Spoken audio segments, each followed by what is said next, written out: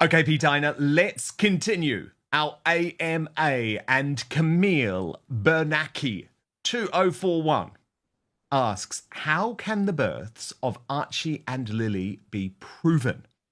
In England, the parents do the birth certificates. Hey everyone, welcome back. Today I've got a jaw-dropping royal revelation for you. You may have heard of P.Dina. Well, she just dropped some serious claims about Princess Lilibet's birth certificate. Is it fake? And what's going on with all these DNA doubts? Is there another legal form there regarding the birth? In California, even if you use a surrogate, I read that the real mother's name can be put on the birth certificate if you do a pre-birth order and the agreement is signed by a judge. What do you reckon, P.Dina? Well, yeah, you can. I just know that in the States, it's a little different. Um, in the UK, I don't know how that works because we know here Archie was born in the UK. You can get one in the States that's not signed. It's just like a copy of the or like there's two forms you can get, and one is not signed. Was that the question in terms of having it signed, the birth certificate? Well, yeah, I mean, I guess talking more specifically in California, though, do you hmm know how it works there? Well, my son was born in California, and I know that we've gotten a copy of his original birth certificate with the signatures on it. So, but I do remember because I did a story on this that the birth certificate for Lily looks nothing like the birth certificate for my son and others. It's definitely different. And even the copy that was released by TMZ said this is not like an official copy. So we have never seen the real birth certificate for Lily. We have not seen it. So I know from what I've seen, it's not legit. It's not because I have one and it looks completely different. Fascinating. And no one like who's going to come out and say anything? Who? You know what I mean? So like she can get away with it. That's what I think has happened. Well, on a similar note, Millie7335 asks P.Dina, will the truth about the alleged children ever be revealed? I I don't know if it will ever be revealed. I think unless there was a way to call for that officially, which I can't imagine happening, I don't think we'll ever know. But imagine if there were someone coming out later with DNA from from Archie and Lilibet later when they're older, when they're, I think that will always be curiosity about the DNA. And imagine someone trying to get a piece of hair or saliva from these children when they become adults later. Like they're creating this curiosity around the children that goes to levels of science that people will be like trying to get later in life. I think that's a problem for them. So unless they come out and say it like years later, and it's not a big deal because it's so long ago, that's one thing. But it could be a problem for them later, I think, because people are curious about that. And I think unless they kind of put you know, give out the truth right now before it gets to that level, they're going to cause people to do some things, some sinister things around science and finding out that will surprise people because that's going to always be there for people to have curiosity around. um yeah, it's a problem for them, but I don't think it will ever be revealed where they have to, you know I don't think so. See, it says for informational purposes only. Isn't that what it said? The birth certificate, Yes, or not a not a valid valid yeah. document for informational Yep. purposes only. hmm Yeah, it's very Yep. fascinating, It's isn't not it? real. Let's break it all down. First up, the birth certificate itself. P.Dina says the one released for Princess Lilibet doesn't look anything like an official document. It's missing signatures and some key details. And if you know anything about California birth certificates, you know that's just not normal. And It's not. and then at MSVJ6582, on a similar note, asks, how are the history books going to reflect the con of the century? And I would argue, P.Dina, the jury is out.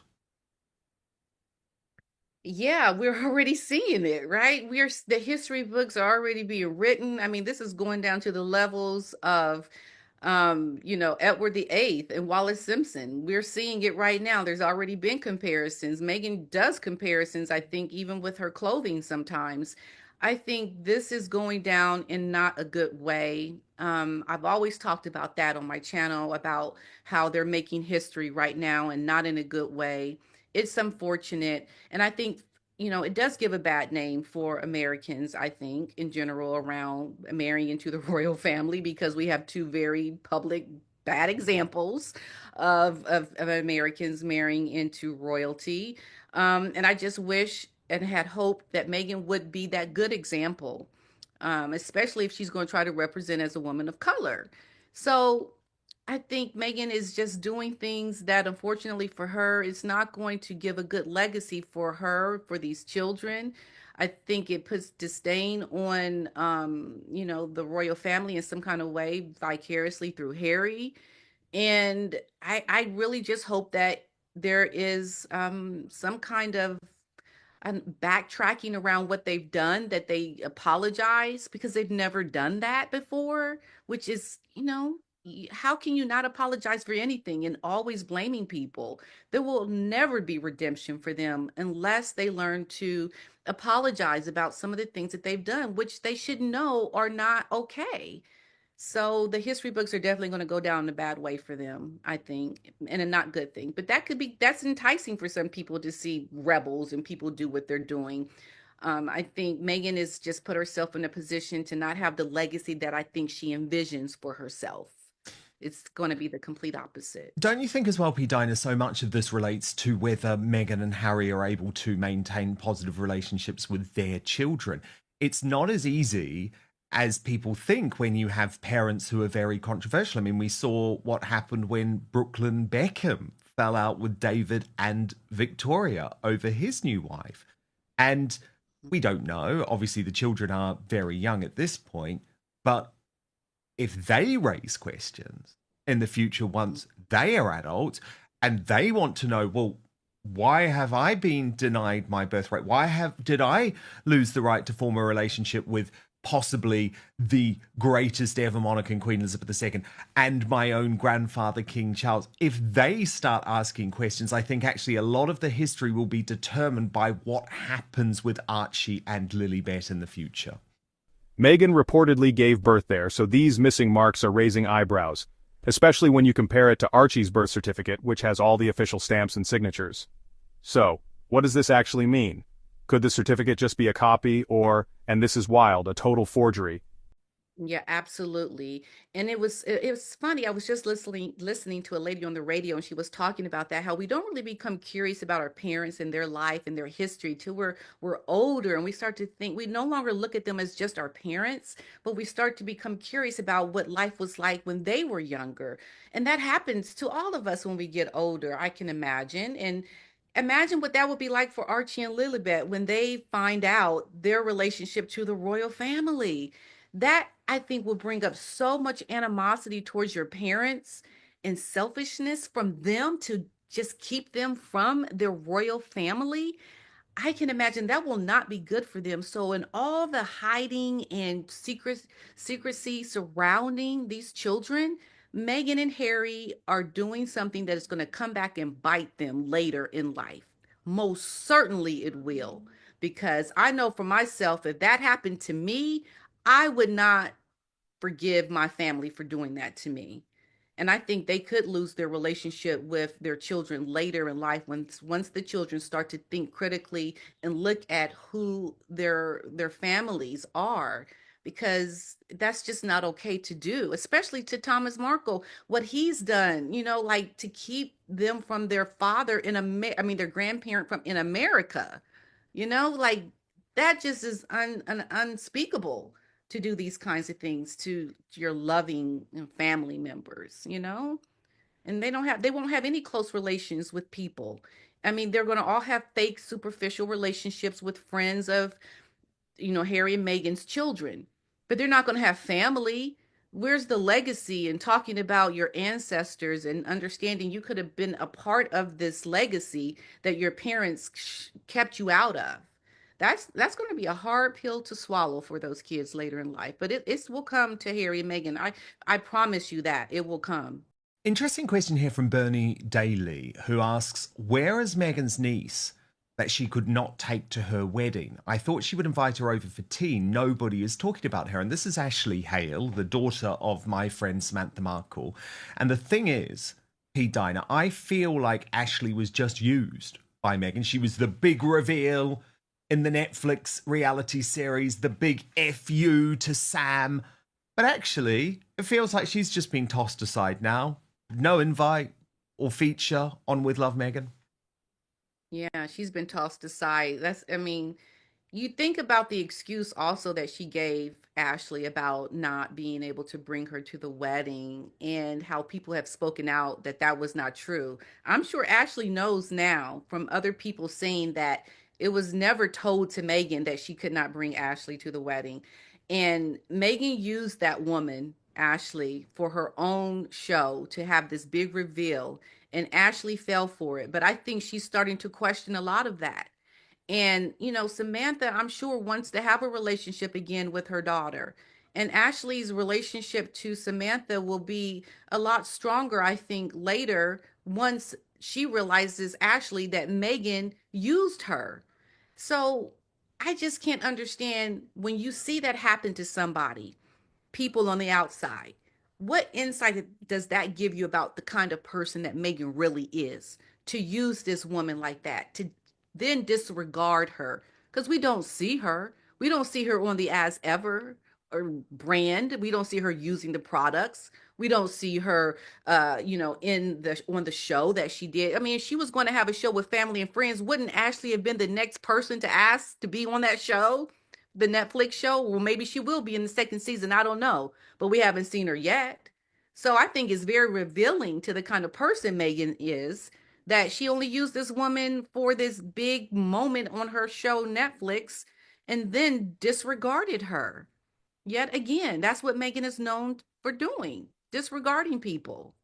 And I think the only redemption that Meghan could ever really have is if she invited all the people in her life again that she has dumped and said she was sorry and asked them to forgive her. Can you imagine what a big show that would be if Meghan did that? But she would never do that. No. We know. But she's got some people to ask. P.Dina thinks the real one hasn't been shared with the public, and that's got people wondering what's being hidden. But wait, it gets more complicated. In California, if a surrogate is used, the law allows the intended mother, in this case Meghan, to be listed on the certificate, even if she didn't carry the baby. Dawn Rebel asks P.Dina, will she always be known as Meghan Markle worldwide, given how she has treated people, rather than the princess or the duchess? She was introduced to the world as Meghan Markle, and that's how she will be known. She can try to superficially change it, by saying, I'm Megan Sussex now.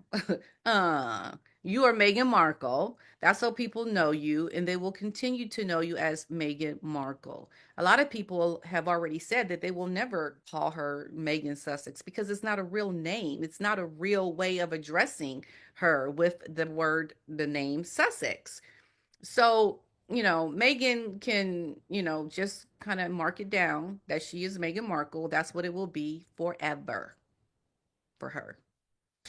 Beach Girl 6790 asks, on a change of tone, P.Dina, if you could describe fashion of the various royal ladies, is there a common theme with a royal look? And out of the current members of the royal family, whose fashion is the most iconic? Well, I think the look for all the royals definitely is at another level because I mean it has to be the royalty, right? But I think Diana and Catherine, to me, have had the best dress in terms of how they present their clothing with their body styles. I remember as a young girl looking at Diana's fashion and just being fascinated with the clothes because they just looked so expensive and they just fell on her body so beautifully. And I just that's one of the things that I really admire was her clothing. And then you get to me as an adult and I see Catherine and I'm thinking, yeah, she knows how to wear her clothes in a way that they followed her so beautifully, and her style is so classy and flawless. I don't think I've ever seen this woman wear a piece that didn't fit her right. I think she comes off so glamorous in her clothing. And I've seen some royals kind of like dress in a way that was they did not hit the mark. But I have never seen a misstep with Catherine. And she's my favorite. Definitely Catherine is my favorite. Yeah, her fashion is amazing, isn't it? But I think nothing will top Diana. You know, I'm a bit of a Yeah, Diana no. groupie. Uh, from Mary Rebecca 6218. Oh, I love this one. What does Meghan P.Dina think about the state of Prince Harry's baldness? As a vain individual, I'd imagine she doesn't like what she sees. Yeah, I think Megan is definitely talking to Harry about those little spots on his head, those bald spots. I can imagine Megan is very superficial with that. She doesn't like it. I think she wants him to continue his regimen. I think he has a regimen. I think he's trying to plug in some things there, but he is in a position where it's going to be difficult because that's what runs in his family.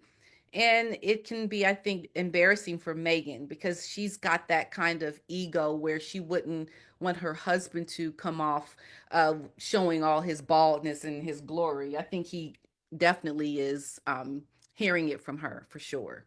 That's totally legal. But legality isn't the whole story. P.Dina's real issue is about honesty and transparency. If everything's above board, why haven't they shown the fully signed official certificate? The secrecy just keeps fueling more rumors. Yeah, I think I mean it's a difficult one, isn't it? The problem that I have is that Harry doesn't get a pass on this. Because remember, Pete Diner, he Mhm. spoke about William's alarming Yeah. baldness in Spare. Mhm. Wow. Okay, Harry. You got the nerve to talk. Yeah. And it's like, actually, I would argue William has really embraced his 40s. He's one of those people who is almost thriving in his 40s, more comfortable with himself. And with Yeah. Harry, it really is quite the opposite. Hence how there's been this clear Photoshop job done on his picture for Better Up. Now, final question in this brilliant AMA, P. Diner, from Molly Levingston 880. For P. Diner, when did you start following the royals? So she's not talking about your channel, but just when your love of the royal family began. I imagine it's something to do with Princess Di. Well, yes, you know, Dan, of course. It was when Diana got married. I was 12 years old, and I remember waking up at 5 in the morning to watch the wedding. And I was hooked from that moment on. Because you know, we have Disney here, we have all the princesses, and here we have a real life princess. And it was always fascinating to me the way when I first heard Princess Diana talk, when I heard her speak, I was like, oh my gosh, why did she talk like that? And I remember thinking that. And I remember looking at the money and the royal books and thinking how weird the money looked because, you know, I was a young girl. I learned nothing about the UK and I was just fascinated. She dressed so impeccably. She had like this beautiful voice and she was marrying a prince. I was hooked. And so from that moment, I bought every book. I followed her life. I wanted to just everything Diana was I consumed myself with it. And so when I was like in my 20s during the relationship with Charles, and during the divorce and all that. Like, I had all the books, and that's the one thing about my family. They know about me. They can tell you about my fascination with Diana and the royal family, because it was through my fascination with Diana that I became curious about things like Wallace Simpson and King Edward VIII. And then I started to look at their story and the other royals, and then Queen Mary and how they started with charity. I started to understand all the things that made this such an important family. So Diana really brought me into a world that we know nothing about as Americans. We see it very far away superficially, but we're not really invested in it around the work, the charity work. And then later I became more, I was more appreciative of the work of Prince Philip and what he was doing for young people, because I started following Meghan and all these other things. So it wasn't just me talking about Meghan, but really learning a lot about the work, the charity work of the other royals. So here's my question for you. Do you think we'll ever see the real birth certificate for Princess Lilibet? Will Archie and Lilibet's true lineage ever be confirmed? P.Dina says the truth will eventually come out, but not because Meghan and Harry want it to. She thinks their own kids will demand answers one day. Thanks for tuning in to this royal deep dive. If you enjoyed it, hit like, subscribe, and let me know your thoughts in the comments below. Stay curious, and I'll catch you next time.